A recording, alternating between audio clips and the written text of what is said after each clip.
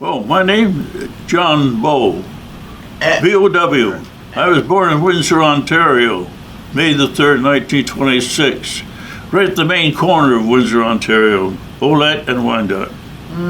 That's where I was born. And that's right across the street from the YMCA.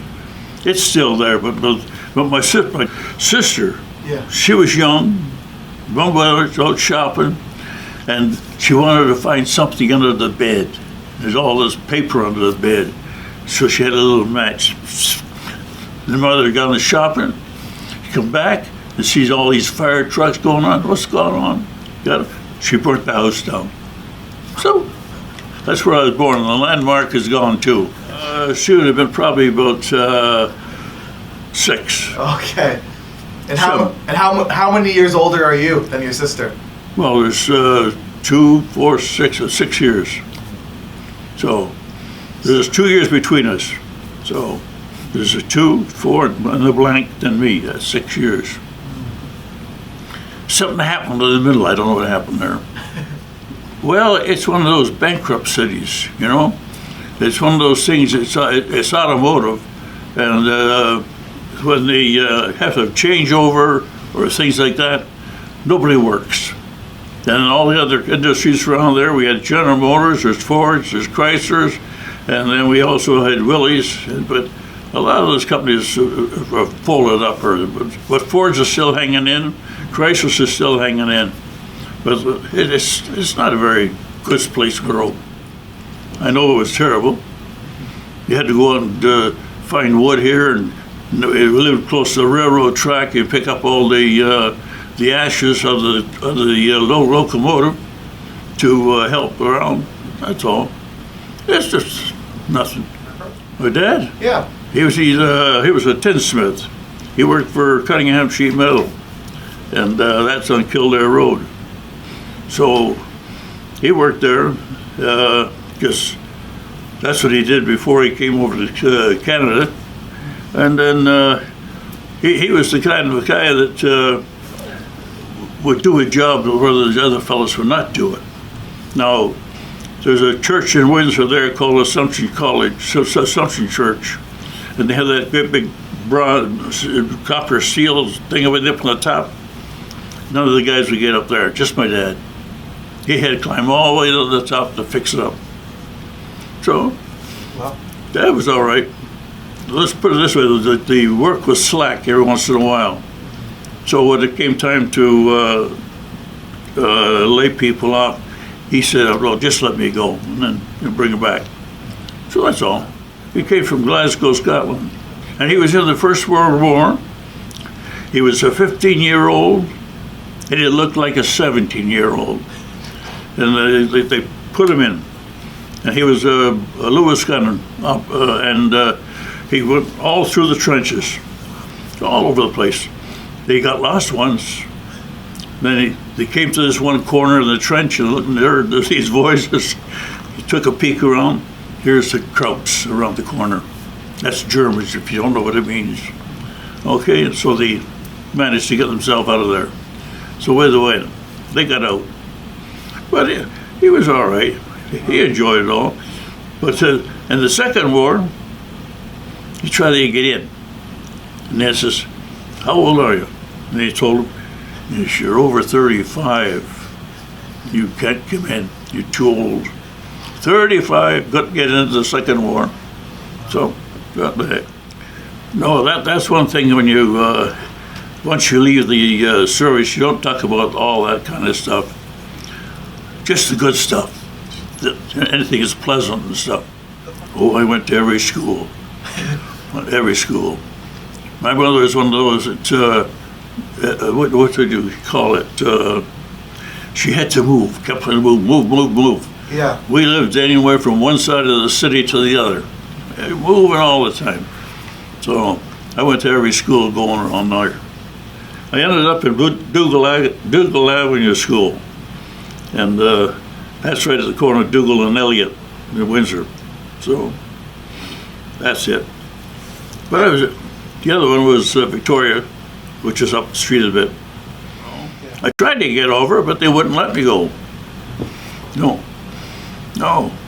I I tried to get in when I was 17 and a half, and they said, no, just wait. So I tried to join the Essex Scottish, which was the army in Windsor. They said, we'll bring you in as a cook in the militia. They said, no, I don't want that. So I tried the Air Force and Navy. They look at me, and they says, nope, don't want you. I says, why? Well, you're underweight, number one. I'm a beanpole, just as thin as these dang poles you got there, just a beanpole. So finally, from 18 years, I got this little piece of paper and it says, you got to come. And I went. And the sergeant looked at me and says, we don't want you, but you're here. So they brought me in. So I took my training. I had to go to CIBC in Chatham, and then from there I went up to Ipperwash, Ippersnatch as we used to call it, Ipperwash. And then from there they transferred me to Woodstock, and that's where I got stuck for the rest of the war. Training guys how to drive trucks, tanks, motorcycles, take them apart, put them back together again, all that. That's where I went. I tried to join Branch 55 in Woodstock. They took a look at me and said, well, first of all, you're too young. Second thing, you're still wearing the uniform. When you get up to age and you're out of the Army, come on back as me. That was it. Yeah. That was just a experiment. But that's when there was no, what do you call it, on communication. Anybody could talk to anybody, anywhere at all. So when they made the plans for Dieppe, the Germans already knew. They knew everything was going on. So when they got over there, it was just strictly massacre, strictly. And then some of the guys, they got onto Dieppe, some of the Germans, they were only kids about 12, 14 years old. Standing there with a gun, shoot. That's all. I remember my old brother, he was, got in the Air Force. He got overseas in the Air Force, Iroquois Squadron, and he was one of those, what do you call them, plotters, where planes take pictures, they bring the pictures back in, and they have to match them up on the table and check to see what movements is going on. That's what they were doing. That was his job. He probably joined up as soon as 1939. They need him. So he probably joined up then, I don't know. But when he told him he was going to go into the Air Force, the company says, okay, that's fine. And then when he came back, his job was there for him. He got a double pension because he went overseas. He stayed there until he retired. My sister, she never bothered joining up. She was a war worker. She worked in Backstay Standard where they made rubber beltings, stuff like that. That's going to be 44, somewhere in that area. It had to be around that. I got in at the tail end. Right at the tail end. So then as the war was closing down, I guess not actually closing down, we didn't know then. But as I said, they couldn't send me overseas, so they stuck me there at Woodstock. That's where I stayed. Yeah. I signed up in London, but it's a depot. No. And that's in Wolseley Barracks. That was a good place. That's where we all signed up, and then when you had to disperse from there. Did I sign up on my own? I had no choice. You go or else. Yeah. You either sign up for active duty or become a zombie. All right? You don't want to do that stuff. So I signed up for the active. Well, they gave me a ticket, train ride, all the way from Windsor to London. But when I had to go to Wolseley Barracks, that's the active army, and they had to take me. They had no choice. Everybody they could get a hold of.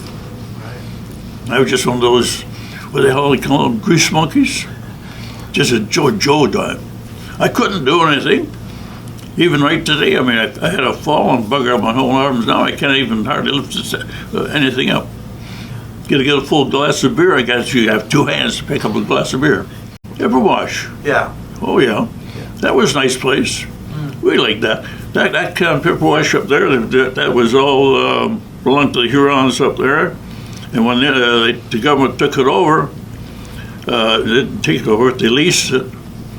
They had to bring in all kinds of stones and rocks and asphalt to make a parade square. There was nothing there. Then they had to put the eight huts there for everybody to stay in. So they built the whole place up. So the last time I was there, the 8 huts were still up there. Even the standing orders, everything. So what it is today, I don't know. I understood that they took the RCRs out of London, put them in Ipperwash. Then from Ipperwash, I think they put them up into Borden. I think. I've lost track of them. 2 months. Just long enough to get some basic training, advanced training as they call it. And once you pass that, then that's what they turned around and sent you here, sent you there. I got one to Woodstock. Woodstock, it was a ballpark. And then they tried to turn around and put some H huts and stuff in there, stuff like that. Just regular barracks. No, I was there years ago, and it never actually changed on the main street because the highway used to go through there, number 2 highway. That was the main drag. But now the 401 is south, and it's kind of quieting down. And then in Woodstock, when the war was finished, and we had to do what they call something like a ferry command. We had to go into London, had to go into the workshop, and we picked up the trucks, driving from London down into Windsor. Take them to Windsor, and then they turned around and Windsor. Take them to Windsor, and then they turned around and put them all in crates to send them overseas. Then other ones were taken and take them up to Oshawa. They did the same thing there. So that was after the war. But every once in a while, if you had trouble, you had to fix it. I know I broke a fan belt. The only way I could fix it is take my tie off, use it as a fan belt. Then I go back, I want a new tie. So, it was fun. It's just something to do. I was only young, Come on. Yeah. 19 and some odd years of age. I mean, that doesn't mean anything to you. No. At least hang around in Victoria Park or Victoria something. That's where we had the playgrounds and whatnot. Couldn't go into the bars, drink. So you wanted to drink, you had to go to the men's canteen at the barracks. That's all. Yeah. Yeah, and I'm only 19. Even the Legion branch wouldn't let you have a drink. Is that right? No. They were on the other side of the fence. Never got caught. No. They had to separate us. Yeah, they had the big gym there. It dances every Saturday, or so. And they had the shows come in and stuff like that. It was not too bad. No, but when I got older, not too bad. No, but when I got older, I was one of those, what do you call them, not ballroom dancers. We go through all the different steps and all that kind of stuff. So, then my wife, she didn't want to do all that stuff, just strictly waltzes and little fast steps, polkas or anything. You got away from all that. Now I can't even dance. If you try to pick my feet off the floor, I can't even move them. I stand there right now, there's a maypole. And when Alma, that's my friend, she wants to dance, I just stand there and let her go all around. If these ladies ever get better, well, I'll be back dancing again. Yeah. But at my age, that's not possible. Yeah. When you're 19, you don't care about girlfriends and stuff. You want to keep on the go. No, I had no girlfriends, not till I got out of the Army. No celebration. Just the war's finished, that's it. Then I had to start packing up. Hunting for a job here. And so, well, I had to get a job here and there. I got into the plumbing wholesale. Then I stayed there for quite a few years. Then the government says they would need me back in the Army as a call-out. So I went back as a call-out. Stayed there till what, 61? 1961, that is not my age. No, 1961. Then from then on, that was it. I got into the management accounting, and I do all kinds of office work, do accounting and auditing and all that. I stayed in that until about 1990. That's when the wife died. And I packed it all in. But I kept in and out of the Legion branches all the time, in and out, all the time. Joined this one, then out, in and out. Finally, I got into one in Windsor, stuck it. And then I transferred from there to 258 here. I had my choice between branch 258 and 614. Halfway between the two of them I lived. Which one do we want? So 25 looked more appealing than 614, so we came here. Yeah. So I've been there ever since. Remembrance Day. There is about 3 or 4 different places I go. But 3, I used to go to the zoo for one. And then we have the one at the Scarborough Town Center before that. Then we have the one here at this branch itself. And then they used to have one up at the Tony Stacy. See, my memory is still good. Because in the zoo, I was the acting sergeant at arms. So we had one fellow who was a sergeant at arms, and he couldn't do it anymore, so I took over for a while. Then when I was doing it, I still will do the one for the Scarborough Town Center, and then I do the one here. So, but I'm in the color guard here. And in the color guard, I'm listed as the chaplain. So I always do the prayers for that. And then we have a duo here at the branch. I do it here. Because everybody I knew was joining up. They were all joining up, everybody. So when you got to 17 on this, I have to say, well, I want to join up, be like the rest of them. So I tried, as I say, yes, you're Scottish? Sure, come on in. Yeah, we need you in the militia as a cook. I said, I don't know how to cook, don't want a militia either. So I didn't bother. So I just hung fire, that's all. Oh, we talk about it. We want to go, yeah. We all wanted to go. And everybody else is going, so we wanted to go too. So most of the guys at my age at school, they had a chance to get going, they took it and left. Gave up school and went in the Army. Air Force, Navy, whatever it happened to be. So we all tried to do it.